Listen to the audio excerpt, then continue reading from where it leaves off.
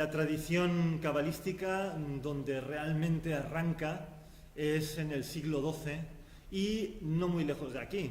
Es más, Barcelona fue un foco importante, digamos, de radiación de la cábala y también Girona y en España en general.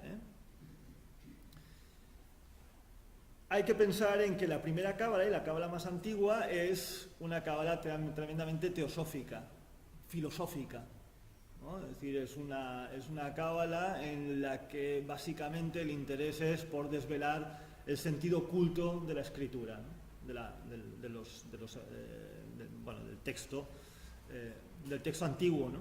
Y esta es la cábala que se recoge en uno de los textos fundamentales, ¿no? El Zohar. Pero el Zohar sigue siendo un libro tremendamente teosófico, es decir, un libro, además un pedazo de libro, son volúmenes y volúmenes y volúmenes de comentarios a la Torá. A la Torá, cuando hablo de la Torá me refiero al Pentateuco, a los 5 libros principales del Antiguo Testamento, el Génesis, Éxodo, Levítico, Números y Deuteronomio, exacto. Que es la Torá, es la ley, y ahí está de alguna manera comprendida toda la ley.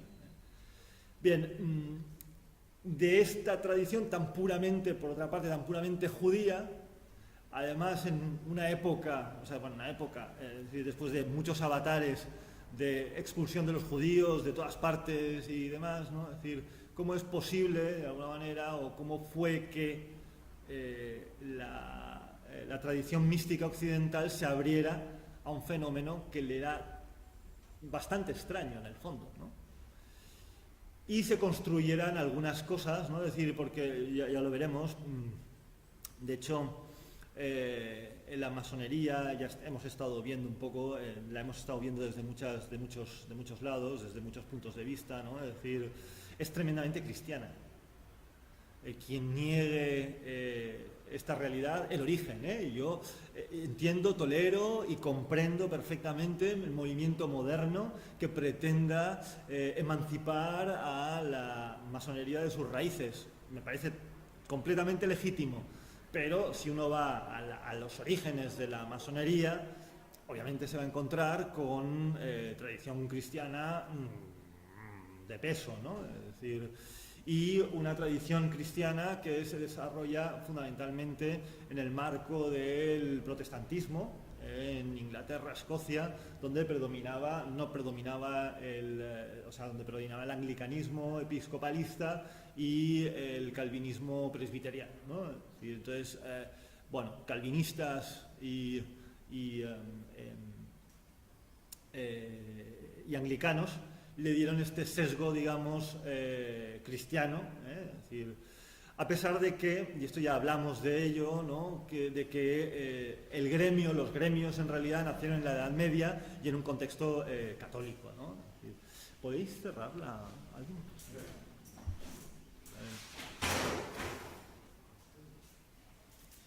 O sea que tenemos que, en origen, Maika empieza a hacer de las tuyas ya.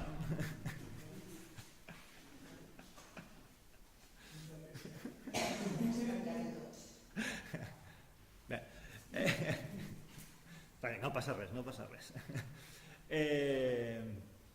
Como os decía, ¿no? Los gremios nacen en la Edad Media, son mucho más antiguos, pero sobre todo alcanzaron un desarrollo claro en la Edad Media y tuvieron una curiosa función dentro de las actividades municipales, ¿no? de las ciudades, ¿no? Donde el gremio acogía a los trabajadores de distintos ámbitos y les daba formación espiritual. Y una de las cosas que los gremios tenían encargadas era la escenificación de historia sagrada, lo que se llamaban antiguamente se llamaban los autos sacramentales. Lo que ha sobrevivido de los antiguos autos sacramentales son los pasturés que hacen los nenes en el cole hoy en día, ¿no? Es decir, pero eso, en su momento, lo hacían, lo ejecutaban los gremios en las iglesias, etcétera, etcétera. O sea, es decir, que donde nace toda esta historia gremial es en el marco de una actividad puramente religiosa, ¿no? Es decir, estos gremios, en un momento dado en la Edad Media, no sé en qué siglo, se prohíbe a los clérigos que participen en los autos sacramentales. Los clérigos solamente tienen que oficiar las ceremonias, digamos, litúrgicas entonces, quien se encarga de la ejecución, digamos, de la realización, de la escenificación de los autos sacramentales serán los gremios. Les encargarán a los gremios la escenificación de la historia sagrada. Y hay, no sé si habéis visto o conocéis El sueño de una noche de verano de Shakespeare, en el que hay un gremio, no recuerdo de qué, no sé si son de tejedores o no sé qué, que van a las fiestas, a los esponsales del rey o del duque de Atenas, y ellos son los que de alguna manera proponen una obra de teatro, ¿no? Porque los gremios también empezaron a hacer no solamente obras de teatro sagrado, de historia sagrada, sino también obras de tipo moral, porque los gremios se encargaban de la educación moral, ¿no? Y eso es lo que sobrevivió. Y eso es lo que sobrevivió en Inglaterra, Escocia y demás, que les va toda esta historia de conservar las cosas medievales. Cuanto más medieval, más les gusta, ¿no? Como sabéis, a los ingleses. Entonces, claro, conservaron esta tradición, pero claro, pasada por el filtro de sus transformaciones religiosas, ¿no? Y el anglicanismo obviamente tuvo un peso, y el calvinismo en Escocia también tuvo un peso. Y es a partir del calvinismo que se recupera la historia sagrada del Antiguo Testamento, porque normalmente el auto sacramental se centraba en natividad y bueno, por Pascua, ¿no? Es decir, todo el tema de la pasión, exacto, ¿no? Entonces, estos eran un poco los temas centrales que escenificaban los gremios, pero cuando entra en juego el calvinismo, ¿no? Entonces se recuperan historias bíblicas que hoy en día todavía se representan en Escocia e Inglaterra, como es, por ejemplo, el tema del diluvio universal, el tema de Noé y la construcción del arca. Y aquí ya empezamos a ver, de alguna manera, temas que ya de alguna manera interesan a los gremios, porque estamos hablando de la construcción del gremio de carpinteros, ¿no? Es decir, de la construcción del arca de Noé, etcétera, el tema del diluvio y tal y cual, ¿no? Bueno, pues todas estas cosas son las que van haciendo transformarse con el tiempo, va transformando la masonería. Después el tema de las distintas historias bíblicas, ¿no? Y en particular la construcción del templo de Salomón, es un tema que entra o que despierta interés en realidad sobre todo a la masonería anglicana. La masonería calvinista le interesaba mucho más el tema del arca de Noé, y por tanto se habla de una masonería noaquita, porque se centra más en la historia del diluvio universal y la construcción de aquella primera arca, ¿no? A los anglicanos les interesará más otros episodios, o les interesará también, no más, les interesará también otros episodios, como es la construcción del arca y la construcción del tabernáculo, ¿no? Y todas estas cosas se irán escenificando, y esto hay un grado, yo no lo conozco, es decir, pero he leído, tengo alguna referencia. Había un grado antiguo, ¿no? del rito, creo que era el rito del arco real, el arco real, no sé si escocés, en el que se realizaba una ceremonia que le llamaban la ceremonia de los velos, por los cuales el que recibía la iniciación o el que pasaba distintas cámaras que estaban separadas por velos, y ahí en cada cámara se encontraba una escena de la historia bíblica. Y todas estas historias bíblicas culminaban en la construcción del segundo templo. El segundo templo, sabéis que el primer templo fue destruido decir, por los babilonios que invadieron Palestina, se llevaron cautivos a los judíos y destruyeron el templo, destruyeron la ciudad de Jerusalén. Y ahí es donde empezó a escribirse toda la tradición profética, ¿no?, en la cual los judíos se lamentaban qué había sucedido, por qué la monarquía de Israel había caído, ¿no?, y habían sido conquistados por los babilonios y habían sido llevados cautivos a Babilonia. En fin, ¿no?, y ahí empiezan los profetas a especular que no se habían cumplido correctamente los preceptos, ¿no?, y al no cumplirse los preceptos Dios se había enfadado con su pueblo elegido y le había enviado esa maldición. Y ahí es donde empieza también toda la tradición, en el profetismo empieza toda la tradición mesiánica. Mesías, la palabra Mesías, que es la misma palabra griega que Cristo, que Christos, en griego Christos es ungido, y Mesías, Cristo, Christos en griego, Mesías en hebreo, quiere decir el ungido, y el ungido no era otro que el rey que tenía que venir a liberar, el rey de la descendencia de David y Salomón, ¿no?, que tendría que venir a rescatar al pueblo de Israel del cautiverio de Babilonia y traerlo de nuevo y volver de nuevo a recuperar la Jerusalén, el templo, el rito del templo, etcétera, etcétera. Esto se consiguió y se erigió el segundo templo. Las monarquías de Israel fueron variando en función de las invasiones que padecieron de persas, romanos, griegos, en fin, es decir, todo el mundo pasó, porque Palestina está en una zona de paso y los imperios cada vez que iban a África o que subían de África pasaban y arrasaban Palestina. Entonces, claro, los palestinos han sufrido muchos reveses, ¿no?, a lo largo de su historia.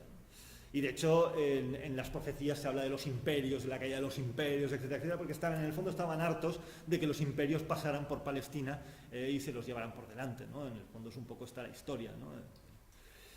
Y tenían esta curiosa religión que en el contexto de las religiones del momento era muy curiosa y muy exótica por otra parte, ¿no? Porque solamente había un único templo y en ese único templo no había una imagen de la divinidad, así como en los templos del Partenón había una imagen monumental de la diosa Atena, o qué sé, ¿no?, es decir, Poseidón o Zeus o lo que sea. En todos los templos había la superimagen, salvo en el templo de Jerusalén, que solo había uno, el templo de Jerusalén. Los judíos fuera de Jerusalén se reunían en sinagogas, ¿no?, leían la Torá y enviaban un diezmo al templo para que en el templo se hicieran los sacrificios a Yahvé, ¿vale? Entonces, esto era muy exótico, ¿no?, la religión del Dios desconocido, porque no tenía una forma, ¿no? Bueno, en fin, todo esto forma parte un poco de la historia de Israel. Y lo curioso es que esta tradición realmente tan próxima, por una parte, porque obviamente, o sea, el cristianismo no deja de ser, cuando uno visita Israel y conoce un poco mejor el judaísmo, se da cuenta de que más o menos los mismos rituales los ha conservado el cristianismo. En el fondo, el cristianismo no deja de ser un judaísmo helenizado, Es decir, tenéis que pensar que en el siglo IV, me parece que se traduce la Biblia hebrea, se traduce al griego y se traduce además con la jerga de los filósofos y por tanto el judaísmo se heleniza, ¿no? Y los primeros grandes filósofos y místicos del judaísmo, entre ellos el más importante tal vez Filón de Alejandría, es un filósofo que los propios judíos reniegan un poco de él, pero era un judío en toda regla. Lo que pasa es que él escribió toda su obra, la escribió en griego. Y Pablo, que es tremendamente fiel a la tradición sapiencial que se desarrolla en época de Filón, etcétera, etcétera, ¿no? Pablo, en las cartas se dice: yo soy fariseo. Y en el fondo, el cristianismo tiene mucho de las doctrinas farisaicas, ¿no? De hecho, O sea, es decir, es una tradición, o sea, en el fondo, es decir, cuando Pablo enumera en los Hechos de los Apóstoles, cuando le juzgan y tal, y dice todo lo que son las doctrinas propias de los fariseos, es cristianismo puro, ¿no? Es decir, lo que sucede es que en la época del Segundo Templo, de la venida, ¿no?, del Cristo y los apóstoles y demás, ¿no?, es decir, el judaísmo estaba como un poco atomizado, ¿no? Habían los saduceos, los fariseos, los celotas, los esenios, etc. Habían distintas maneras de entender el judaísmo, ¿no? Predominó al final el fariseísmo, el sistema farisaico es el que de alguna manera dominó en la sinagoga, ¿no? Pero bueno, el fariseísmo, las otras corrientes se fueron apagando, ¿no?, con el tiempo. La de los saduceos cayó porque era la tradición, o sea, el judaísmo más vinculado al templo. Y con la desaparición del templo, porque es destruido en el año 80, me parece, de nuestra era, por el emperador Tito, que en aquel momento era general, destruye el templo de la ciudad, arrasa la ciudad de Jerusalén, destruye el templo. Y entonces, pues bueno, lo que sucede es que a partir de ahí se desarrolla una línea más tradicional farisaica, más fiel a tradición rabínica, y el cristianismo, que no dejaba de ser un judaísmo helenizado, ¿no? Bueno, por eso digo que es una tradición muy próxima, muchísimo más próxima de lo que pensamos, también tremendamente helenizada, aunque a veces es difícil de ver, porque precisamente a partir de un cierto momento se retoma digamos, la fórmula de escribir en hebreo, ¿no? Y en hebreo se intenta, bueno, es decir, se utilizan nombres específicos, etcétera, etcétera. Pero de una época tremendamente helenística, dominada por el neoplatonismo, es una de las primeras obras esenciales de la tradición cabalística, que es el Sefer Yetzirah, el libro de la creación. Sefer Yetzirah es una obra que podríamos decir tremendamente influenciada por el neoplatonismo pitagórico, ¿no? Es decir, en el que se trabaja sobre todo la idea del número 10, la tetratkis pitagórica, ¿no? Es decir, 10, y aquí es donde aparece la primera formulación de los sefirot, ¿no? No se habla todavía del árbol de la vida, se habla de sefirot, ¿no? Bien, pues, claro, en realidad la cábala tiene mucho de helenismo camuflado, ¿vale? Y debe muchísimo a la tradición helenística. Lo que sucede es que entronca o se enlaza con la tradición rabínica y sapiencial y se pierde un poco, se diluye un poco ese origen, y parece que esa tradición cabalística hubiera salido por generación espontánea y sin ninguna influencia, porque esto también les interesaba a los judíos. Les pasa a los judíos lo mismo que a los indios. Les cuesta reconocer, primero porque muchos de ellos lo desconocen, pero segundo, los que lo pudieran conocer lo dirían con la boca bien pequeña, porque reconocer que la fuente o una fuente de inspiración importante fuera el helenismo les joroba. Yo soy tremendamente helenista y me encuentro helenismo por todas partes, también debo decirlo, ¿no? Es decir, pero es muy sospechoso, ¿no? Es decir, esta obra del Sefer Yetzirah se data del siglo III de nuestra era, una época en la que de efervescencia de gnosticismo y neoplatonismo. Y tiene obviamente unas referencias claras. Si uno coge después, por ejemplo, la obra de Jámblico sobre la teología de la aritmética, para que no se conocen estas obras, pero si la conoce, puede ver algunos paralelismos, ¿no? Es decir, porque se centra en todo el tema de la tetratkis como la herramienta, digamos, de creación, ¿no? Es decir, como la emanación. En el fondo esto es platonismo puro, ¿no? Es decir, porque a Platón, cuando le pidieron hablar de las ideas, se puso a hablar de aritmética. Le dijeron, ¿pero de qué estás hablando? No, es que las ideas más sublimes son los números, ¿no? Las emanaciones del uno, ¿vale? Del uno emana todo lo demás. Claro, que ellos tenían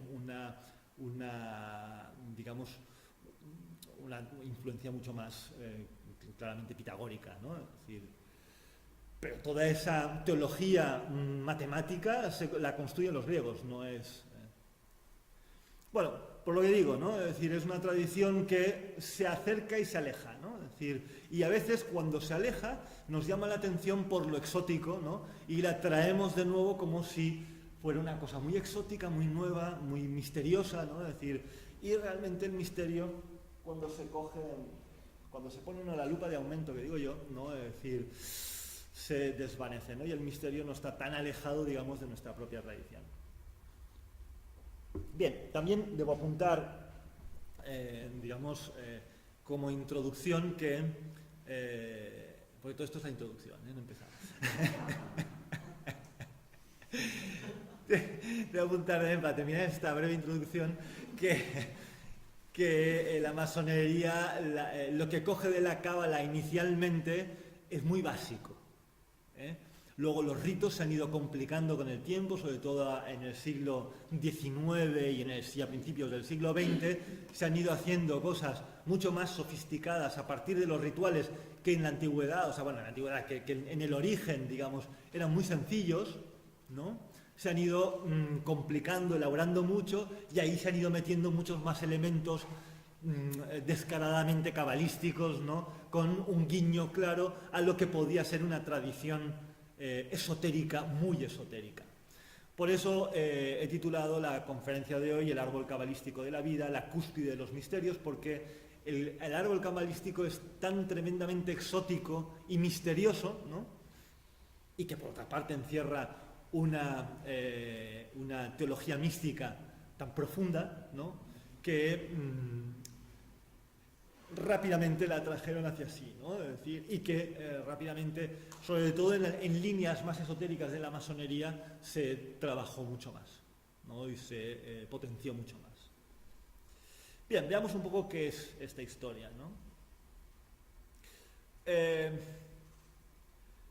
Cómo se vincula la cábala hebrea a la construcción del templo, la tradición mística y, en particular, esta historia del árbol de la vida, con la construcción del templo.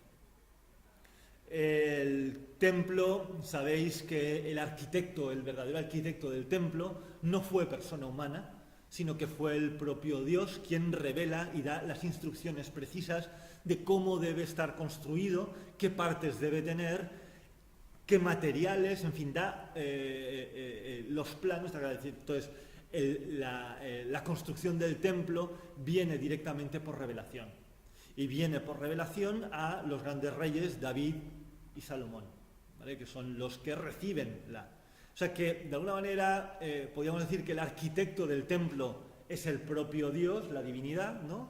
Y Salomón, David, los reyes, digamos, los reyes sabios de Israel serían como los aparejadores, ¿no? Es decir, los que de alguna manera organizarían, siguiendo las instrucciones divinas, la construcción del templo.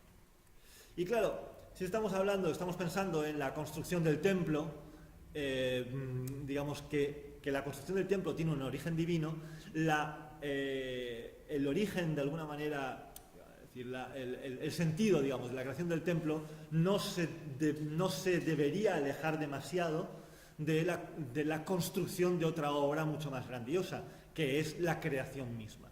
Por tanto, cuando estamos hablando de la construcción del templo, en realidad estamos hablando de la construcción del cosmos, ¿no?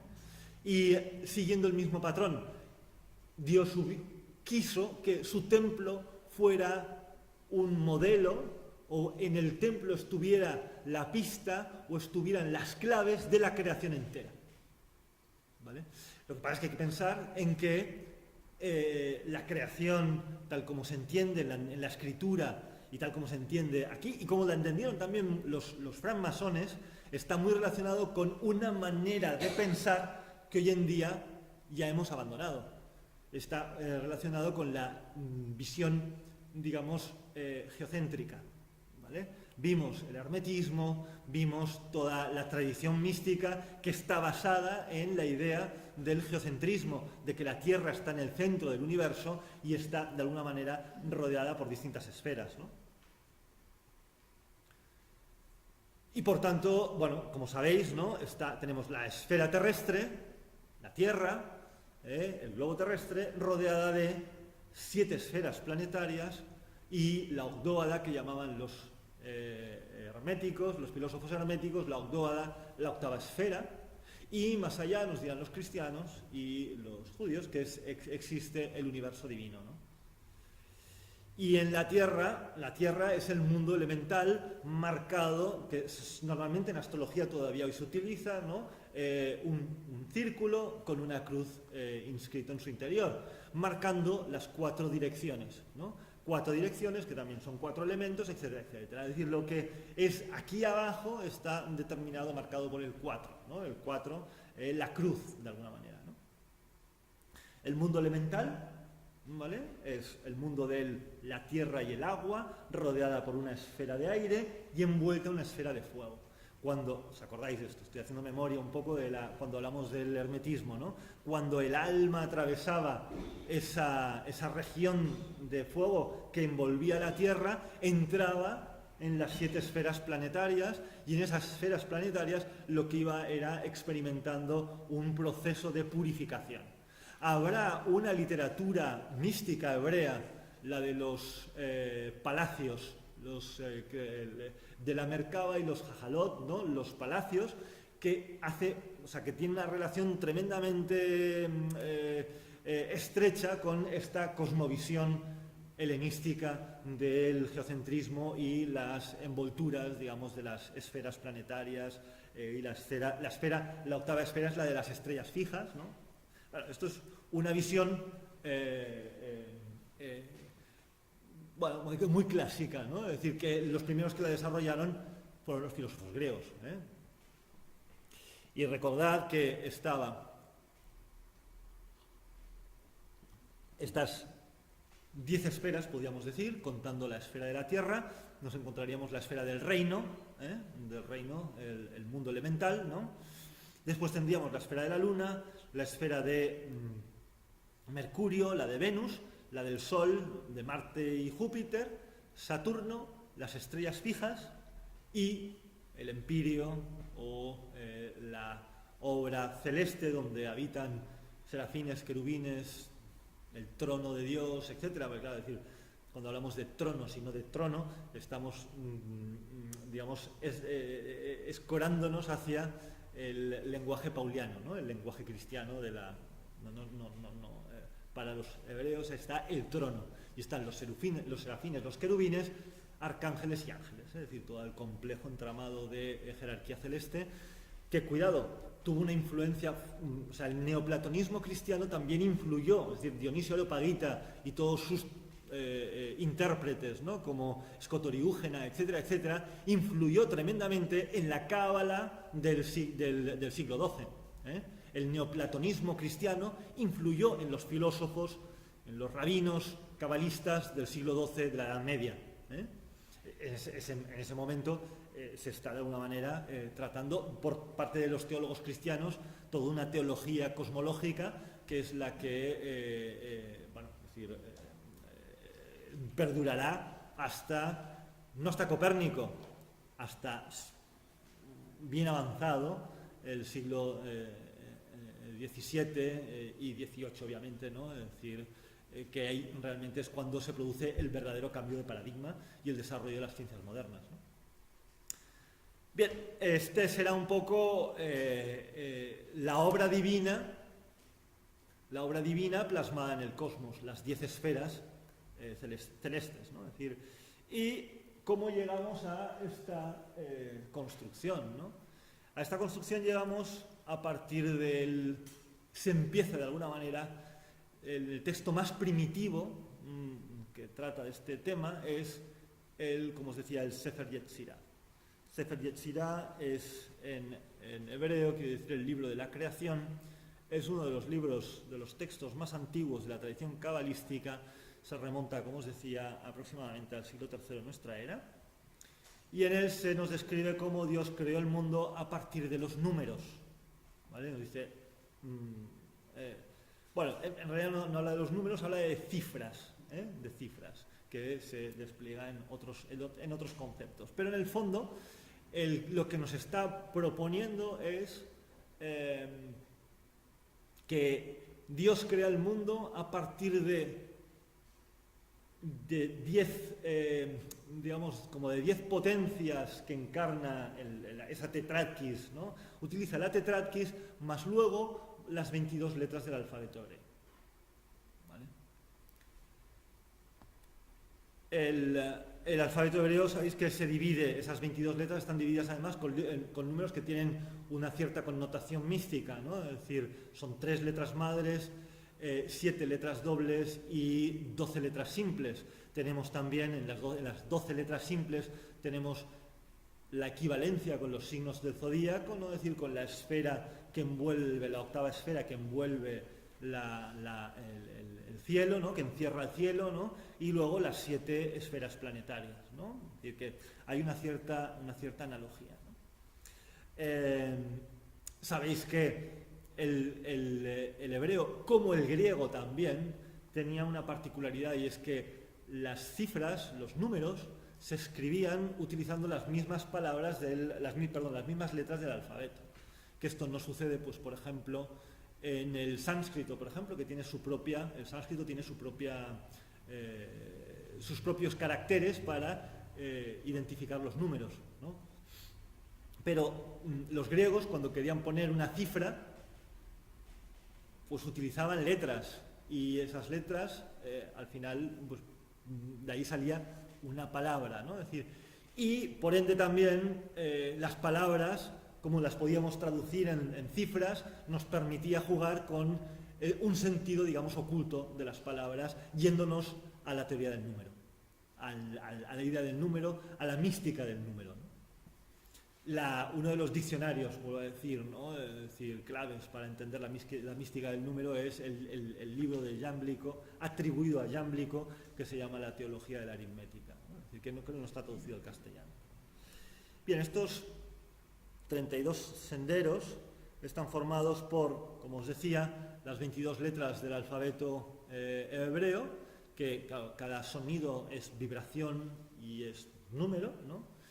Y después por estas 10 que le llama Sefirot Belimá, ¿vale? Que la palabra Sefirot quiere decir esfera, por esas 10 esferas, ¿no? Que representan los 10 números, ¿no? Y la primera de estas esferas, en esta cábala primitiva, digamos, es Ruach, el aliento divino. Esa es la primera esfera. La segunda esfera le llaman Ruach de Ruach, o sea, es el aliento del aliento, salido, como si dijéramos, de la emanación del primer aliento, ¿no? Y de este segundo Ruach es el que emite vibración, el que emite sonido y el que produce los 22 sonidos del alfabeto hebreo, que, como os decía, son 3 madres, 7 dobles y 12 simples. Después está el espíritu del agua, y aquí obviamente hay una clara alusión al Génesis, las aguas, ¿no? Es decir, la sustancia moldeable por excelencia. Con el aire, con el viento, con el aliento, Dios da forma a la sustancia más maleable de la creación, el agua. Y después el fuego, ¿no? 2 elementos alquímicos, ¿no? Que se supone utiliza Dios para moldear y crear todas las cosas. Pues estos son las primeras 4 esferas: la esfera del aliento, del espíritu, la esfera del espíritu, la esfera del espíritu del agua y la esfera del espíritu del fuego. ¿Qué es espíritu del fuego? Espíritu del fuego. No fuego del agua. Está bien. Yo no sé, como que es ¿cuál es fuego del agua? No, es espíritu del agua. Ah, el espíritu del fuego, ¿verdad? Sí, ¿verdad? En fin, aquí me he enredado un poco. Bueno, y después los 6 límites que aquí sí que, de alguna manera, parece que aluden ya a la creación, al mundo, digamos, al mundo físico, ¿no? Es decir, porque viene delimitado por la cruz del este, oeste, norte, sur y arriba y abajo. Estos eran 6 elementos fundamentales del templo y también de la logia. Es decir, la logia está distribuida y se remarca sus distintos puntos. El oriente ya lo vimos, donde se sienta el venerable, donde se sienta la luz de la logia, ¿no? El occidente, ¿no? Es decir, donde están las columnas, donde están los vigilantes, ¿no? El norte, donde se sientan los aprendices, donde hay menos luz y donde se está más a oscuras, ¿no? Y el sur, donde hay mucha más luz, se sientan los compañeros. Bueno, en fin, todo esto ya lo vimos en su momento, pero todas estas son temas importantes. Y luego el cielo y la tierra. El cielo en la logia es un elemento importante y allí vemos las estrellas.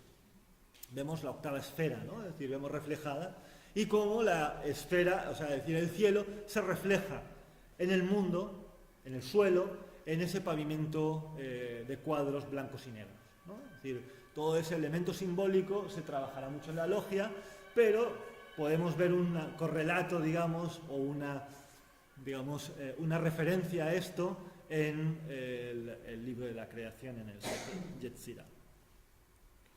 Bien, aquí ya tenemos de alguna manera lo que compondría el famoso árbol de la vida, si bien esta es una distribución utilizando unos nombres nuevos que no son los mismos que se utilizaban en el antiguo libro del Sefer Yetzirah, sino que esta configuración del árbol de la vida parte del libro, parte de la cábala medieval de, sobre todo, Isaac el Ciego, la cábala provenzal y catalana. Y veremos nombres distintos y una distribución particular, ¿no? Es decir, que, bueno, es decir, yo he visto mucho, he leído mucho de masones especulando sobre esta plasmación del árbol de la vida en la logia, ¿no? Es decir, se podría encontrar ciertas analogías, ¿no? Las columnas, la puerta del templo, los pasos perdidos, es decir, fuera del templo, el altar del centro, el oriente, en fin, da mucho juego, digamos, ¿no? La interpretación simbólica del árbol de la vida plasmada en la logia. Pero con esta representación quería de alguna manera introducir lo que será la cábala de Isaac el Ciego, de la cábala provenzal, que será una cábala mucho más teosófica, mucho más teológica, teología mística, ¿no? Es decir, que se aleja o se distancia un poco de esta visión más primitiva del Sefer Yetzirah. ¿Vale? Y aquí tenemos plasmado en este diagrama las 10 esferas con los 22 senderos que unen las esferas entre sí. Y son los 22 corresponden, cada sendero corresponde a una letra del alfabeto.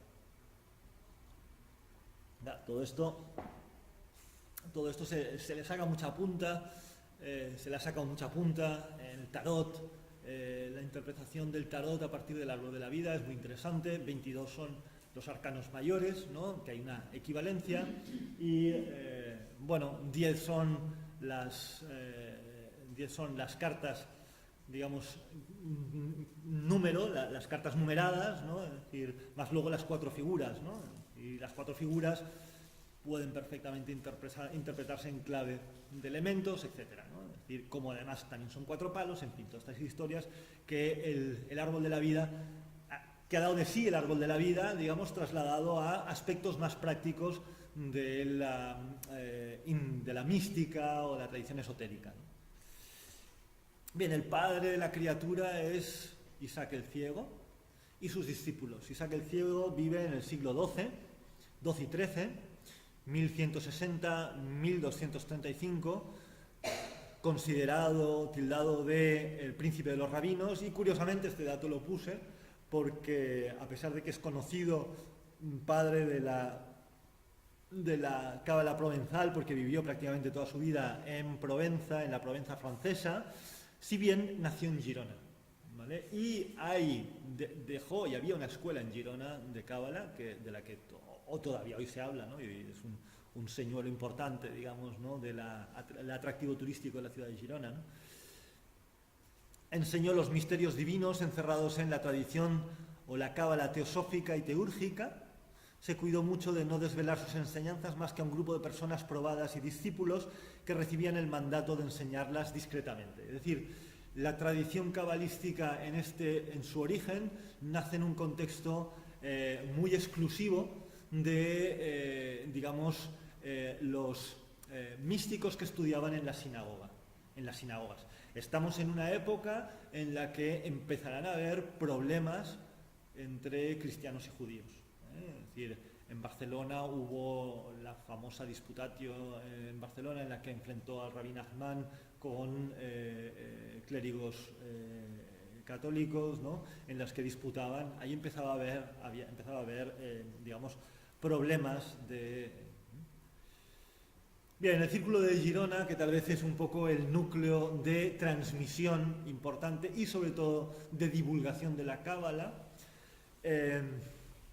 estaba formado por, es receptor de las doctrinas de Isaac el Ciego, y el principal protagonista o el impulsor de este círculo es Rabí Nachman de Girona, que vivió entre 1194 y 1270, moviéndose, se desplazó a Barcelona, y vivió la época también convulsa del catarismo, de las persecuciones del catarismo, de la creación de la Inquisición, que la Inquisición, cuando empezó a animarse, ya le tomaron gusto al mechero, ¿no? Empezaron a quemar de todo, ¿no? Y claro, los rabinos, que además eran gente tremendamente sabia, ¿no? Pues se convirtieron en un objetivo, ¿no? Es decir, muy goloso, para los inquisidores, ¿no? Y ahí empezó un poco toda la disputa, ¿no? Pues bien, se conoce que Isaac el Ciego se quejó a Rabí Nachmanides, supuestamente, el que parece ser que era el cabeza, ¿no? El rabino fundamental de la escuela de Girona, por la imprudente divulgación de sus doctrinas teosóficas y teúrgicas por parte de dos de sus discípulos, Ezra y Arriel de Girona, así como, y también hay una carta, ¿no? Es decir, de Isaac el Ciego a Nachmanides, en la que también habla de algunas personas en Castilla y cita especialmente Burgos, una zona donde parece ser, Burgos y León, donde parece ser que se desarrolla la siguiente obra que veremos, que recoge sobre todo las doctrinas teosóficas de Isaac el Ciego, que es el libro del Zohar, ¿vale? El libro del Zohar, que data del siglo XIII, es decir, es un poco posterior a Isaac el Ciego, ¿no? Y su círculo, y es un libro tremendamente largo. Me comentaron el otro día, no, y es que he acabado de leer el Sefer Yetzirah y ahora me voy a poner con el Zohar. Claro, el Sefer Yetzirah es un librito que se lee en una tarde, es decir, que tiene dificultad porque es oscuro, ¿no? Y uno bien no sabe a qué refiere, ¿no? Entonces, normalmente se tira de comentarios de rabinos y tal y cual, ¿no? Es decir, pero claro, nada que ver con la enciclopedia que es el Zohar, que es un libro que no te lo acabas, ni en una vida, ¿no? Y además que también es aquella que dices, ¿qué me está contando este hombre? ¿No? Es decir, porque coge cosas de estas tan complejas y sofisticadas y tal, y alusiones a cosas tan extrañas que uno realmente no sabe. Llega un momento en que navega perdido por el libro del esplendor, ¿no? Que se llama el Zohar, es el libro del esplendor. Es una obra que tiene como base las enseñanzas teológicas de Isaac el Ciego y el Círculo de Girona, que aparece en la zona de León, se publica por ahí, ¿no? Y se atribuye a Rabí, no me acuerdo, no sé qué de León, no me acuerdo, Ezra de León, una cosa así. ¿Cómo? Moisés de León, exacto. En el Zohar se desarrolla ampliamente la doctrina de las 10 Sefirot, que forman el árbol de la vida, y ahí ya se habla de árbol de la vida, por tanto ya de alguna manera empieza a aparecer un diseño formal, digamos, de esta construcción, ¿no? Mística. Estas Sefirot son distintas de los límites de que citaba el Sefer Yetzirah, ya os lo comentado. Aquí se trata de 10 potencias emanadas de la divinidad en 3 planos de manifestación: el mundo de la emanación, bueno, en realidad 4 planos, el mundo de la creación, el mundo de la formación y el mundo de la actividad, ¿vale?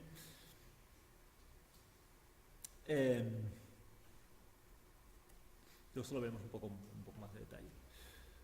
Isaac el Ciego fue el que por primera vez utiliza el versículo 11 del capítulo 29 del primer libro de las Crónicas, la bendición del rey David, cuando dice: tuya es, oh Yahvé, la magnificencia, Gedulah, y el poder, Geburah, y la gloria, Tifaret, y la victoria, Netzha, y el honor, Jot, pues tuyo es cuanto hay en los cielos y en la tierra, tuyo es Yahvé, el reino Malkut, y tú eres excelso por encima de todo. Es decir, que este rabino, Isaac el Ciego, se inspira en este fragmento para poner, para de alguna manera, y esto ya lo había hecho Filón de Alejandría en su momento, cuando había hablado de las dinamis, de las potencias divinas, ¿no? Emanadas de la divinidad, ¿no?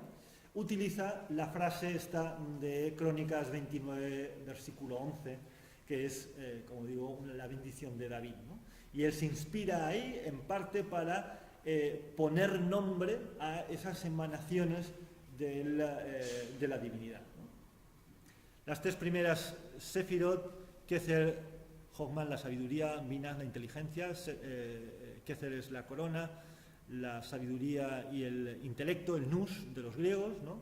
Ya se citaban en el Sefer Habahir, otro de los textos que es de la época, es un poco anterior a la época de Isaac el Ciego, y es bastante interesante. No es tan largo, es un libro un poco más corto, pero también es extenso, y también es muy confuso porque entra en un discurso muy hebreo, ¿no? Es decir, de potencias divinas, etcétera, etcétera. Pero ahí es muy curioso porque las Sefirot se asocian a distintos planos, y uno de los planos interesante es precisamente el mundo angélico, ¿vale? Y cada una de estas 10 potencias, en realidad parece que en el Sefer Habahir se identifican con las potencias angélicas, ¿no? Bien, el árbol de la vida en el mundo de la emanación son las 10 Sefirot como potencias arquetípicas, como potencias emanadas de la divinidad, ¿no? En realidad utilizan un lenguaje teológico muy conocido por el cristianismo y muy conocido por el helenismo, ¿eh? Es decir, estamos hablando de emanaciones, de un probolé, que es emanación de la divinidad, etcétera, etcétera, ¿no? El mundo de la creación son, en el mundo de la creación, o sea, son los distintos planos, ¿no? En el mundo de la emanación son arquetipos. En el mundo de la creación aparecen como fuerzas arcangélicas o principios angélicos puros, ¿no? El mundo de la forma son fuerza angélica, ¿no? Es un mundo intermedio entre entre los cielos o ese mundo más sutil, ¿no? Es decir, claro, aquí en el fondo todo esto expresa una gran dificultad que ya habían tenido los neoplatónicos, como del uno aparece la multiplicidad, ¿no? Esto que es caballo de batalla de todas las teologías griegas, ¿no? Sobre todo de la época helenística, aparece aquí igual.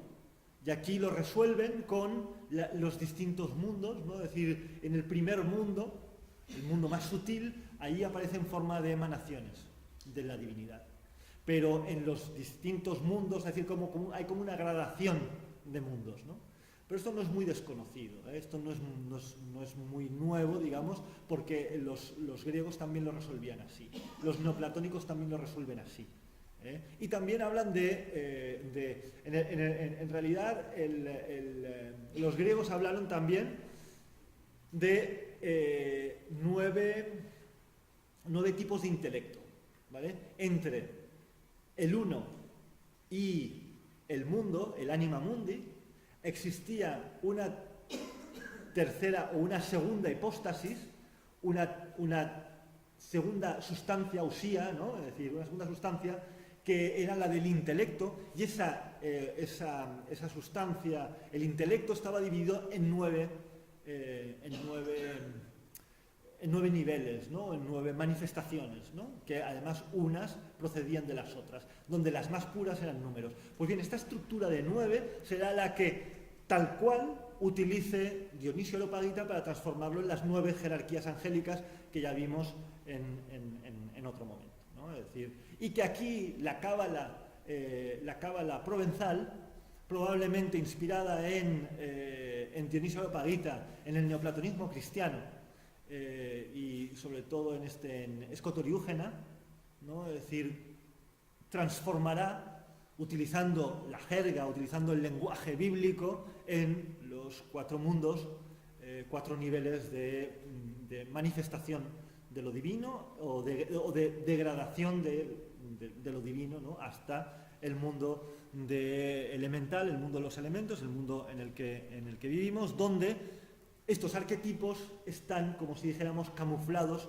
con lo que se conoce las clipot, que son como envolturas, ¿no? Y no nos cuesta identificar esos arquetipos, ¿no? en el mundo, en el tercer mundo, en el mundo de la actividad o el mundo elemental, ¿no? Bueno, es un esquema relativamente simple. Lo que pasa es que esto se va sofisticando con el tiempo. Y uno de los primeros que le da, que sofistica de alguna manera este mensaje o esta estructura básica, digamos, ¿no? de la creación, ¿no? del árbol de la vida, es Isaac Luria, un rabino originario de Egipto, maestro cabalista, pero que es del siglo XVI, del 1534. Como veis, vivió muy poquito, era un jovencito que realmente se reconoce en Isaac Luria una verdadera revolución mística, porque lo que hace es sacar la mística judía del contexto muy cerrado de las escuelas, digamos, místicas y teológicas, rabínicas, para darle, digamos, una forma mucho más popular, ¿no? La densa teología espiritual de la Cábala es popularizada por Isaac Luria y presenta como un camino accesible a todo el mundo, y a partir de aquí, ¿no? Es decir, veremos, bueno, todo un desarrollo muy claro, ¿no? de vías, ¿no? de regreso, ¿no? Que eso también, por decir, ya me perdonaréis mi tendencia al helenismo, ¿no? Porque también estaba muy claro en el helenismo. Es decir, todo lo que procede del uno también regresa al uno. Entonces, el camino para regresar al uno es descorrer el camino de procesión del uno, ¿no? Llamaban la procesión y la regresión, ¿no? Y esto es lo que en la teología mística cristiana se expresa en las 2 vías, la vía negativa, la vía afirmativa, ¿no? Es decir, la vía afirmativa evoluciona a partir de los distintos emanaciones del uno en camino de regreso. La vía negativa es un camino similar, pero a partir de la negación. Yo niego, de alguna manera, como desprendo, es como le saco las clipos, le saco las envolturas, ¿no? Es decir, para quedarme la esencia, ¿no? Y niego todo lo que no es la divinidad, ¿no? En cambio, el camino de las afirmaciones consistía en subir por los distintos, en el fondo, las distintas esferas planetarias, como las muestra este gran templario, ¿no? Que es Dante Alighieri, ¿no? Es decir, en su obra La Divina Comedia, que es una obra, para mí, es el evangelio del templarismo, ¿no? y de la mística cristiana, ¿no? Es decir, el camino de regreso, como pasa primero por los infiernos, se purifica en el purgatorio y después asciende por las regiones celestiales, ¿no? Es ahora, bueno, es decir, una obra de cábala cristiana, ¿no? Muy bien, Isaac Luria presenta toda una serie de propuestas, de meditaciones, etcétera, etcétera, como camino de regreso a la divinidad. Vivió en Egipto y después en Safed, donde sus discípulos tardaron un tiempo en divulgar sus enseñanzas y difundir su pensamiento, que comenzó, curiosamente, la difusión del pensamiento de Isaac Luria empieza sobre todo en Europa, ¿vale? Si bien queda una escuela en Safed, pero Safed era una zona, digamos, de cábala. Él ya fue a Safed porque allí había importantes maestros de cábala. Bien, una de las cosas interesantes de la Cábala de Luria es toda la teoría de la Ein Sof, que obviamente cómo el Ein Sof crea, ¿no? Es decir, porque obviamente eso siempre ha provocado a toda la teología un problema, ¿no? Es decir, cómo el uno, el absoluto, el eterno, se pone a crear y crea una cosa como limitada, ¿no? Es decir, pues bien, desarrolla una teoría, la del vasto semblante. El Ein Sof experimenta un proceso de contracción, disminuyendo su luz divina, y de la contracción surge un residuo que recibe un hilo de luz que genera las 10 séfirot. Y a partir de aquí ya tenemos, de alguna manera, la primera emanación de la luz. Y estas 10 esferas recogen la luz divina, ¿vale? Y se irán degradando en los distintos planos. La primera séfira, Keter, o la corona, es llamado el vasto semblante, el rostro de la divinidad manifestada. Es decir, que el árbol de la vida, según la cábala luliana, sería una especie de manifestación o expresión de la divinidad. El oculto, el eterno, el absoluto, el indefinido, ¿no? Como sería Ein Sof, ¿no? De pronto se manifiesta y se manifiesta inicialmente como Keter, como la corona, ¿no? Y la corona, el rostro, ¿no? Es decir, coronado, ¿no? Y después de esta corona emana la sabiduría, Jochma, y la inteligencia, o el Nus, el intelecto, Bina, que serán el padre y la madre. El padre y la madre surge lo que se llamará el pequeño semblante, el microprosopus, formado por las 6 sefirot inferiores: Yesed, misericordia, Geburá, juicio, Tifaret, belleza, Netzha, o victoria, Hod, esplendor, y Yesod, del fundamento. Es decir, que con estas seis séfiras, con estas 6 esferas, se construye una especie de ser humano arquetípico, ¿vale?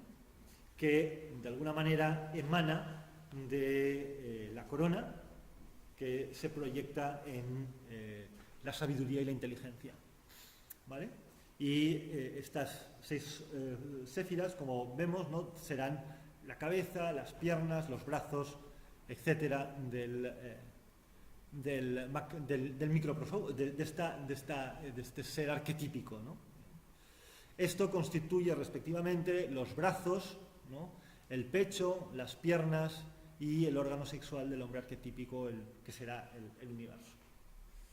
Yo explico, en el fondo, cosas bastante semejantes cuando hablamos de la tradición india, el hinduismo, ¿no? El hinduismo, el Veda, también expresa, con la teoría del Purusha, la idea esta de un ser humano arquetípico, el universo con forma antropomórfica, ¿no? De hecho, o mejor dicho, siempre hago esta puntualización, el ser humano es un reflejo del universo. Pero el universo tiene esta forma constituido por estas 6 esferas, ¿no? Es decir, estas 6 esferas arquetípicas, emanación del principio, ¿no? de la divinidad. Bien, me paro aquí en la tradición hebrea porque a partir de aquí a la cábala le pasa lo que al yoga. Hay cantidad de cábalas a partir de aquí. Es decir, tenemos 3 núcleos fundamentales, hemos visto, que son las fuentes. Una es la fuente primitiva, ¿no? Es decir, el Sefer Yetzirah, ¿vale? Pero después tenemos toda la cábala provenzal, que después es la que se plasma en el Zohar. Y por último, la cábala, esta popularización de la cábala, o esta especie de intento, ¿no? de popularizar la cábala más teosófica en la cábala de Isaac Luria, ¿no? En la cábala de Safed. ¿Vale? Estas serán las 3. Y, curiosamente, la que se recibirá en Europa y la que se conocerá en una Europa en efervescencia, en una etapa, digamos, más posterior del Renacimiento, será la cábala de Safed, la cábala de Luria, de Isaac Luria. Pero, para hablar de cábala cristiana, es importante empezar con Piccola Mirandola, ¿no? Piccola Mirandola, el primer humanista que se interesó por la cábala durante el Renacimiento italiano. Le siguieron, les llamó la atención, ¿no?, en Francia, Guillaume Postel, y en Alemania, Reuchlin, y un personaje fundamental que es Nord von Rosenroth. En su Cábala desvelada, la obra principal de Nord von Rosenroth es la Cábala desnudata o la Cábala desvelada de 1684. Se publica en Europa en 1684. Una obra que tuvo una gran divulgación en medios esotéricos. La Cábala desvelada está formada por la traducción de distintos textos que no son exclusivamente de la tradición luriana, pero que de alguna manera los textos más conocidos o más divulgados son textos de Isaac Luria. El Sifra Seniutá, o el libro del misterio oculto, fundamento del Zohar se dice, el Hidra Rabá Kadish, o la Gran Asamblea Sagrada, el tratado llamado La Casa de los Elohim, la obra de Gillian Vital. Gillian Vital fue uno de los discípulos más importantes de Isaac Luria, el libro de las revoluciones de las almas y el Sefer Sefirot.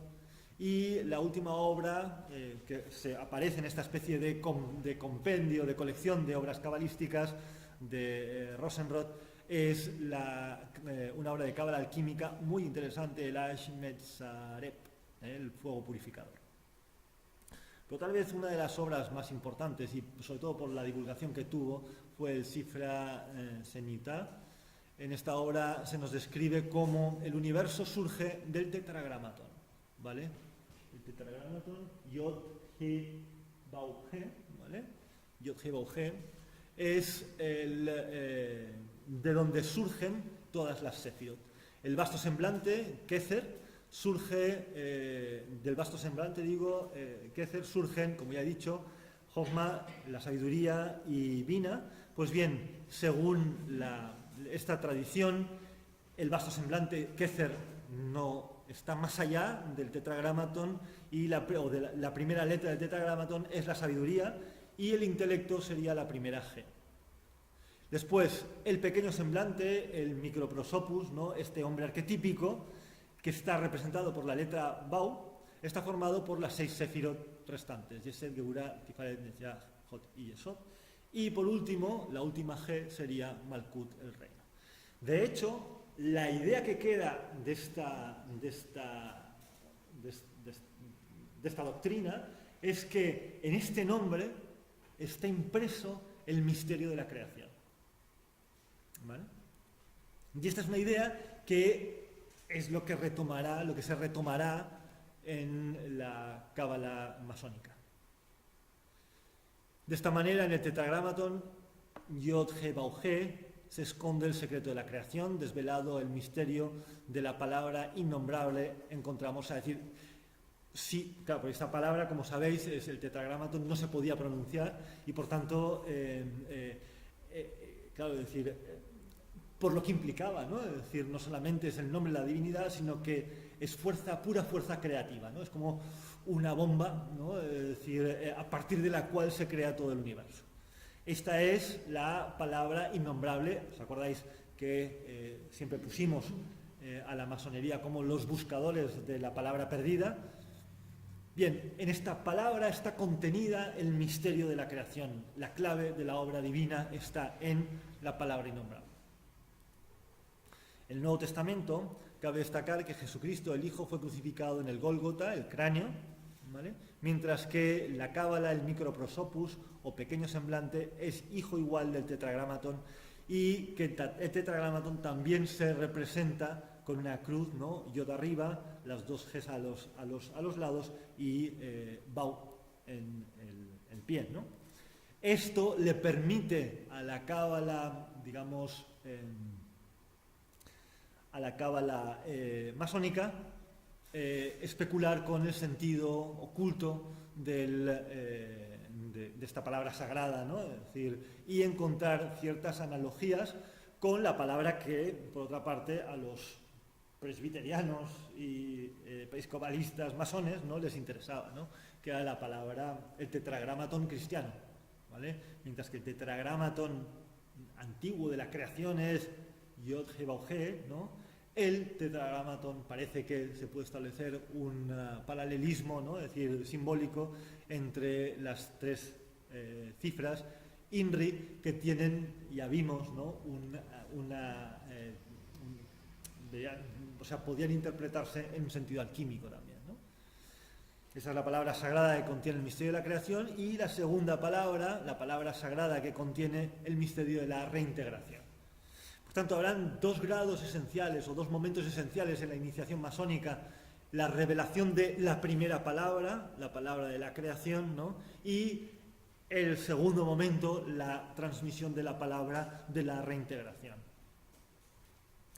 Bien, el puente obviamente entre la tradición cabalística y la tradición francmasónica está obviamente en la cábala rosicruciana, ¿vale? Que es de alguna manera la última gran expresión, digamos, de la cábala cristiana, digamos, tradicional.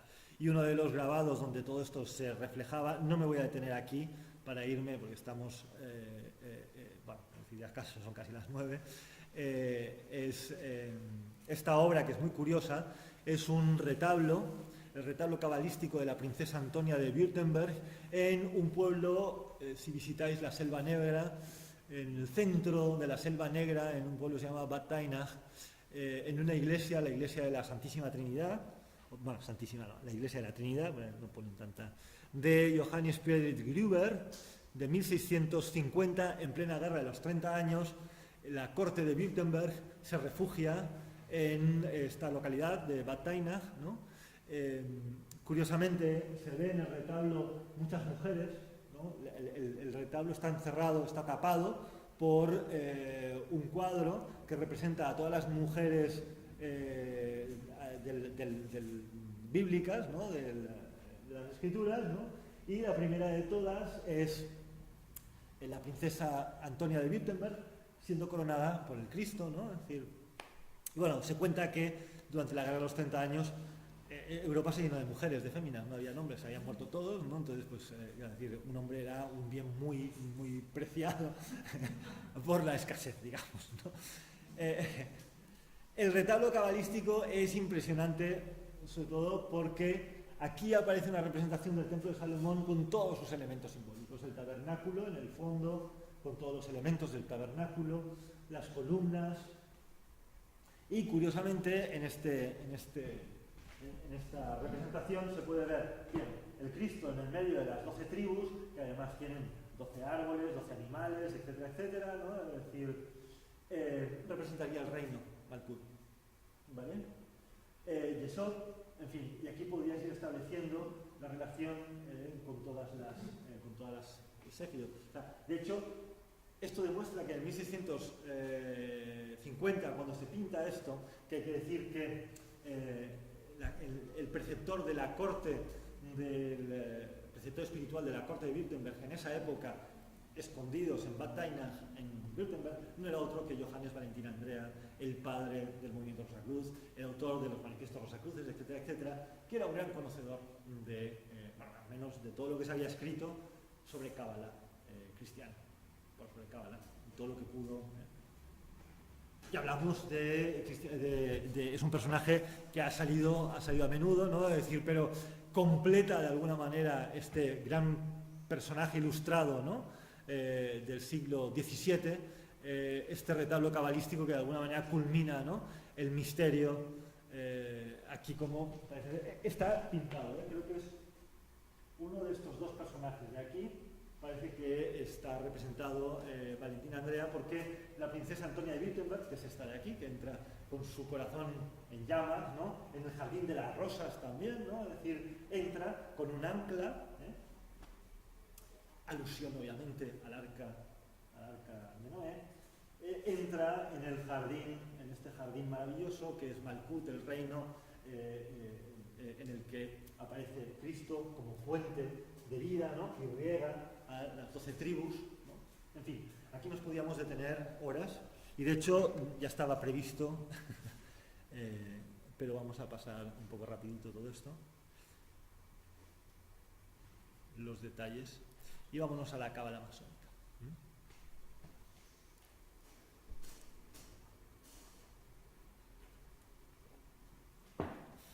Sin duda, los primeros círculos de masones y rosacruces conocían los secretos de la cábala, o al menos habían estudiado la teosofía y la cábala, entre otros de Norde Rosenroth, ¿no?, en la cábala desvelata. Esto les llevó a tomar los primeros grados de la leyenda del templo como el hilo conductor de sus misterios, y el misterio de la regeneración en un segundo nivel. ¿Vale? Yo me voy a centrar solamente en estas dos etapas que para mí me parecen las más interesantes desde el punto de vista, ya hemos hablado del rito escocés, ¿no? Me parecen las más interesantes desde el punto de vista del rito escocés antiguo y aceptado, que serían la serie que va del grado 3, que es el grado de maestro, hasta el grado 14, en el que se culmina la perfección, digamos, de la maestría masónica, en la cual se desarrolla, o el masón lo que desarrolla, o lo que acaba de conocer, es precisamente el secreto de la creación divina. ¿Por qué? Porque todo constructor de templo tiene que saber que cuando construye un templo, ese templo tiene que ser un reflejo de la obra celeste, ¿no? Es decir, y todo templo masónico tiene que ser una expresión del universo, ¿no?, una plasmación del universo en la materia. Por tanto, los masones se perfeccionan en el conocimiento de los secretos del Sefer Yetzirah, de la creación, ¿no?, del libro de la creación, ¿no?, y expresados por el árbol cabalístico, etcétera, etcétera.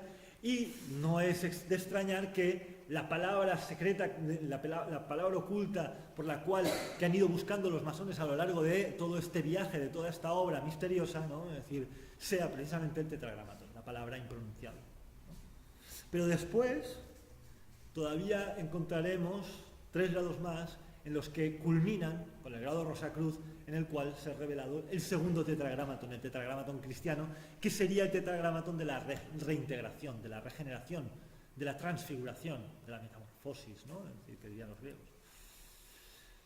Bien, los secretos en realidad, ¿no?, porque en realidad en origen los rituales masónicos eran muy sencillos, ¿vale? Era una recepción muy sencilla.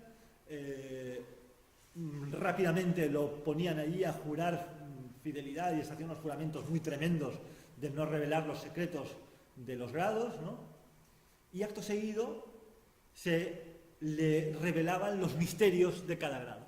Y estos misterios de cada grado estaban de alguna manera plasmados o contenidos en estas 3 cosas: el signo, el toque y la palabra, ¿vale? Signo, toque y palabra son lo que encierran el misterio de cada grado, lo que encierra de alguna manera la fuerza, la energía, lo que el grado quiere, lo que se tiene que despertar, digamos, la fuerza mística, la fuerza espiritual está contenida en estas 3 cosas: signo, toque y palabra. Después el ritual continuaba, o sea, realmente los rituales filosóficos del 4 hasta el 33 eran muy sencillos, ¿eh? Empezaban una apertura muy sencilla, una recepción del candidato, juramento, revelación. Cuando había jurado que no revelaría los secretos, le revelaban el secreto a través del signo, toque y palabra, y después se le leía un catecismo donde se le explicaba un poco la historia, ¿no?, en el catecismo. Y curiosamente el tema de los catecismos es una cosa que pusieron de moda los anglicanos, ¿eh? Los anglicanos fueron muy aficionados al catecismo y de ahí recoge un poco toda esta tradición del catecismo. Pero es en el catecismo donde se explican todos los misterios del grado. Y después hacía un ritual muy sencillo, ¿eh?, en el que se dan 4 toques, ¡pum!, y se cierra y se clausura la logia o el capítulo, ¿no? Es decir, estamos hablando de caballeros, es un capítulo; si estamos hablando de francmasones, estamos hablando de logia, ¿no? Es decir, entonces, los rituales eran muy simples, pero de gran contenido, y a lo largo de todos esos rituales, sobre todo en los catecismos, se podía seguir la historia de los grados, y era una historia que se desarrollaba en los 14 primeros grados. 14, bueno, es decir, la historia, me explico, la historia de la construcción del templo de Salomón se explicaba en los grados que van del 3 al 14, ¿vale? Y es historia bíblica. El fondo no deja de ser el ritual masónico, y perdón, suena un poco así irónico, pero son unos pasturets, ¿no? O sea, son como los pasturets, ¿no? Es decir, todos vamos disfrazados, ¿no? Y representamos lo que sucedió teóricamente en la época de Salomón, cuando fue asesinado el maestro estimado de Salomón, en fin, ¿no? Pues bien, en estos grados se transmiten la palabra de masón, el toque y el signo. El signo, cada grado tiene su signo, que es un gesto que se hace individualmente poniendo en actividad las fuerzas internas del propio cuerpo, ¿no? Es decir, y ahí se expresa algo, pero el signo es algo que se hace individualmente, ¿no? Frente al toque, en el toque ya hay contacto entre hermanos, ¿vale? Ya hay transmisión de energía. También el toque, por el cual dos hermanos se hacen mutuamente signos de reconocimiento, lo que supone un intercambio energético, ¿no? Lo primero, activas la energía y después pones en movimiento la energía. Y el toque, la tradición del toque, también tiene un origen bíblico. En el fondo podríamos encontrar cada una de estas cosas, lo podríamos encontrar en la Biblia, ¿no? Es decir, en Gálatas 2:9 se dice que y reconociendo la gracia que me había sido dada, Jacobo, en Gálatas es Pablo, y reconociendo la gracia que me había sido dada, Jacobo, Santiago, ¿no? El hermano de Cristo, Kefas, Pedro y Juan, que eran considerados como columnas de la Iglesia, de la comunidad de Israel de Jerusalén, nos dieron a mí y a Bernabé, Pablo, está hablando de él y Bernabé, la diestra en señal de compañerismo. Bueno, utiliza la palabra koinonías, ¿no? Es decir, pero creo que es en la Biblia inglesa, ¿no? La traducción de la Biblia de Jacobo, no sé cuántos, ¿no? Es decir, se utiliza la palabra compañerismo, ¿no? Para que nosotros fuésemos a los gentiles y ellos a la circuncisión. Bueno, es decir, se reparten. En esta carta de Gálatas, Pablo explica cómo él y Bernabé se van a los gentiles y reciben el toque de los pilares, digamos, de la Iglesia, ¿no? Y la palabra. Por último, se pronuncian determinadas palabras, normalmente una o varias palabras de paso y una o varias palabras sagradas. La palabra de paso se dice abiertamente para que el guardián te abra la puerta y puedas entrar, ¿no? En el templo, o bien entrado en el templo como signo de reconocimiento. Hay que pensar, ya lo dijimos, que muchas de estas logias eran logias militares, por tanto el santo y seña era fundamental porque se nos podía colar un espía. Y la palabra sagrada. La palabra sagrada normalmente se dice en bajito al oído de otro hermano. Pero en el fondo la palabra de paso resuena y prepara el templo, y la palabra sagrada transforma a los presentes, porque ahí está contenida el misterio del grado. La búsqueda de la palabra perdida. Bien, ahora vamos a hacer, para terminar, ¿no? Un recorrido vamos a revelar algunos de los misterios que están colgados en internet, ¿eh? No creo que esté pecando contra nada, ni contra nadie, porque todo esto lo podéis encontrar perfectamente en internet. La palabra de los aprendices y compañeros, y vemos un poco cómo hay inicialmente, ¿no? Ya desde antiguo, ya hay una cierta cábala utilizando el juego de las palabras, sobre todo de la palabra sagrada, ¿no? Cada palabra sagrada de cada grado tiene su sentido profundo, su valor cabalístico.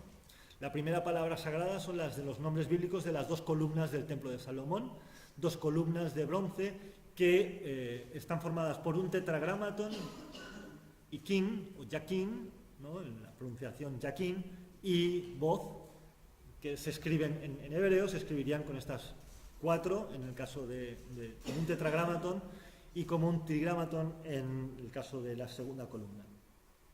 La primera con valor 740 y la segunda con valor 79, un total de 7 letras que remiten a 7 espíritus, las 7 luces, etc. Es decir, vamos haciendo un poco cábala. La palabra secreta de los maestros no se puede decir, pero tiene las 2 iniciales que se pueden ver en los mandiles del maestro. Este es un mandil del rito escocés antiguo aceptado. El nuestro, el de la logia de Memphis, es igual, pero de color morado. La palabra secreta de los maestros está representada por las 2 iniciales mem, grado que tiene valor 40, y Bet, que tiene valor 2.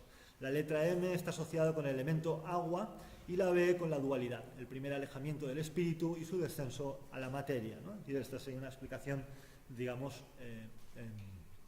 esotérica o cabalística, digamos, ¿no? de las dos letras. El mandil de maestro masón expresa el descenso de la sabiduría como agua primordial o como rocío a la materia. Es la segunda muerte. Y de hecho, lo que se escenifica en el grado de maestro no es otra cosa que la muerte del maestro. En el grado 4, el maestro secreto, los maestros secretos están en posesión de la llave de marfil que lleva la letra Zayin, ¿no? La letra que vuelve a tener valor 7. Y parece ser que, efectivamente, los maestros secretos era un colegio de 7 maestros. ¿Vale? Los maestros secretos tienen como palabra sagrada Yod Adonai, a la que se contesta con el tetragramatón Iba, que contiene al padre Yod, a la madre G, y entre estos hijos Bau y el uno Aleph. Es decir, que de cada una de estas palabras se podría hacer una cábala infinita, ¿no? Es decir, y podía extraerse un conocimiento muy profundo, ¿no? Es decir, de cada una de las palabras, que contienen las palabras. El sentido de la palabra sagrada es que en este grado todavía no se conoce la palabra perdida, por ello se utiliza la denominación genérica Adonai y se responde con el tetragramatón de la unidad Ibaj. Esta es la llave del maestro secreto, recibe esta llave con la letra Z de valor 7, como he dicho, que abre las puertas del sendero hacia la palabra sagrada, el misterio del Yod, Adonai y el tetragramatón Ibaj. Bueno, esta llave, que es una llave muy delicada, de marfil, abre las puertas, en realidad abre las puertas del Santo de los Santos, ¿no? Es decir, del tabernáculo, lo que estaba encerrado en el templo de Salomón y que solamente podían ver los sacerdotes. Por tanto, es un colegio sacerdotal. El grado 4 es un grado teóricamente sacerdotal. Y allí se explica, en el catecismo se explica que, bueno, todo lo que con un velo, porque todavía el maestro acaba de entrar, acaba de ser exaltado, ¿no? Es decir, o recibido, ¿no? En el grado este más profundo, todavía con un velo, pero empieza a ver todo lo que se encontraba en el santuario y como encima del arca de la alianza, la Shejina, ¿no? Es decir, la presencia divina, que en el fondo lo que había en el santuario era Shejina, que es una palabra que en los rituales antiguos aparece a menudo como palabra de paso, palabra sagrada, Shejina. El maestro perfecto, que es el grado 5, segundo de perfección, nos revela la palabra sagrada, pero en su pronunciación corriente, Jehová.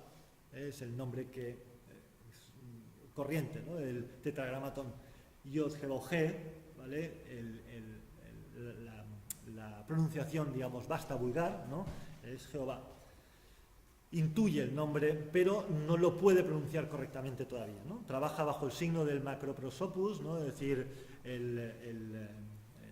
como vimos, ¿no? Es decir, esa estrella, el pentagrama cruzado con las 5 piernas, los brazos.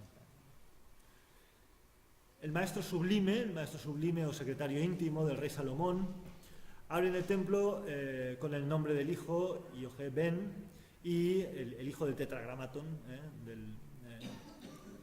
y transforma el templo con el tetragramatón aquí, Ibaj, ¿no? De los maestros secretos.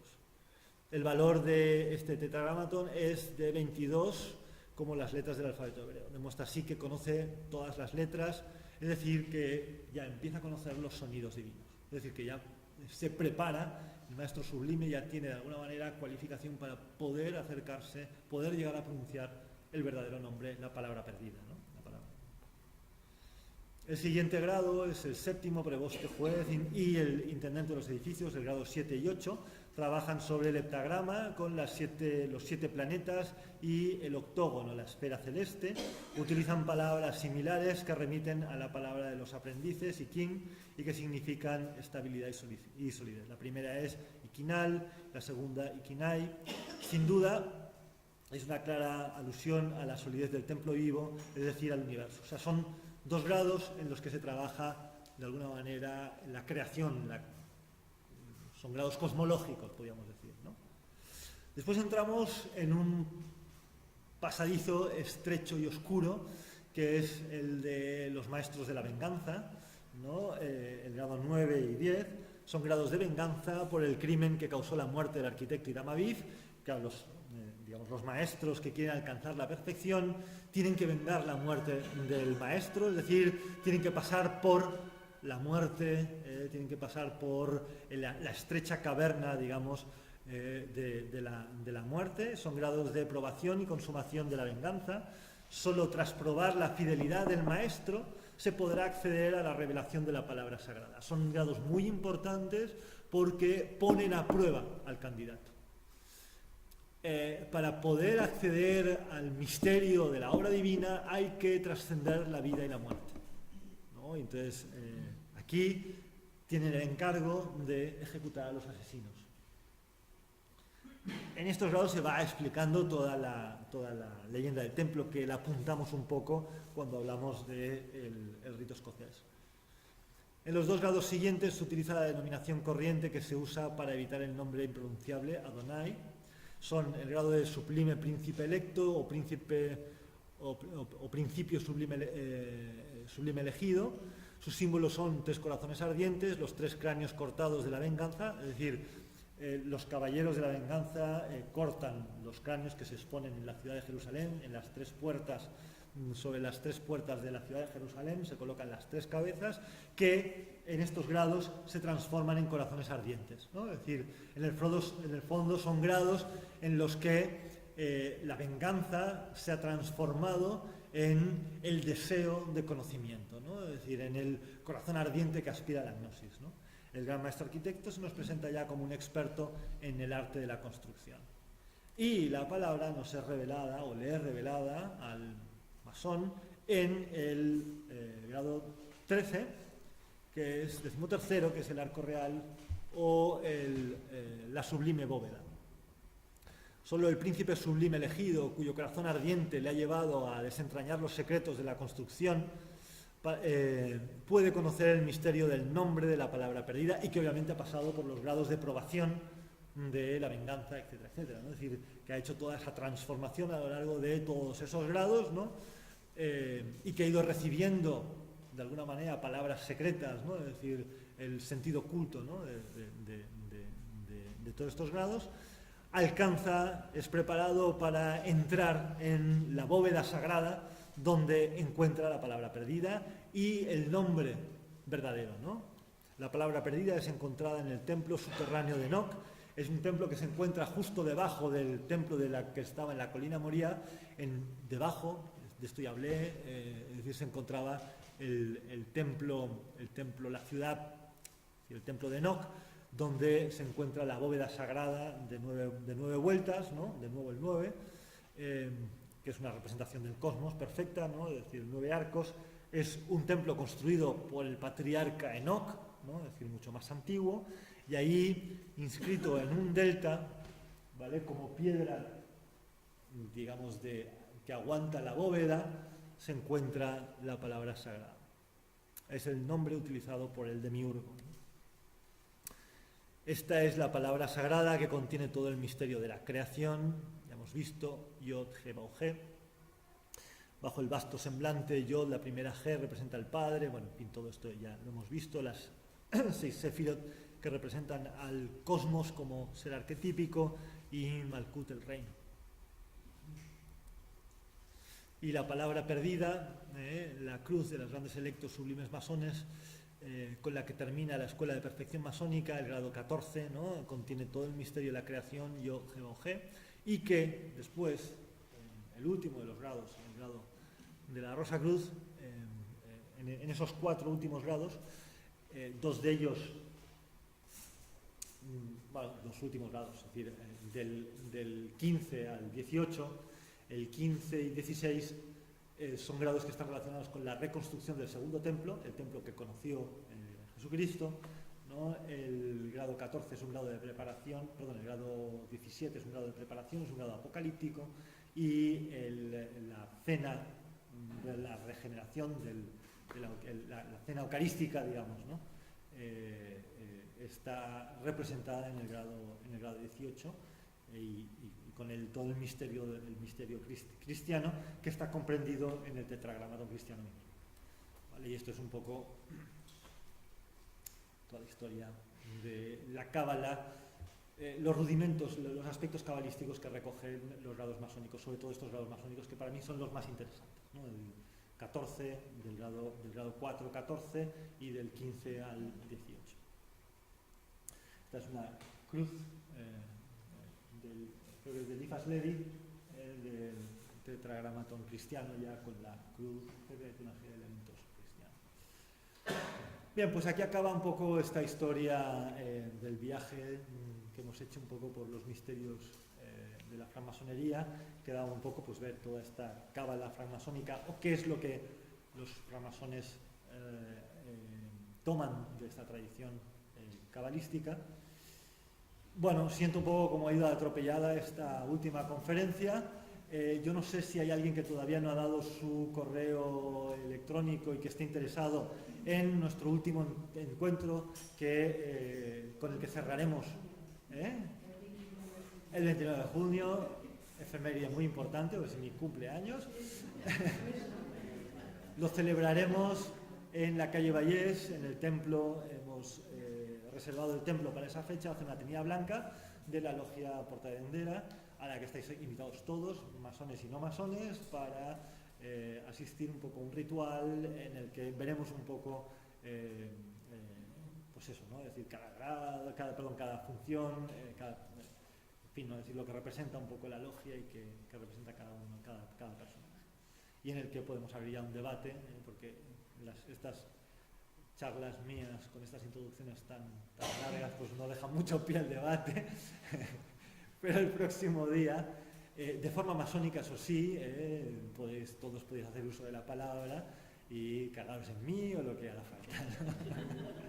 Vale, pues muchísimas gracias por la atención y los que queráis, ya sabéis, necesitamos vuestra dirección porque recibiréis una invitación que sí que os pediremos que nos contestéis, nos devolváis y nos confirméis que efectivamente vendréis para contar con vosotros. ¿Vale?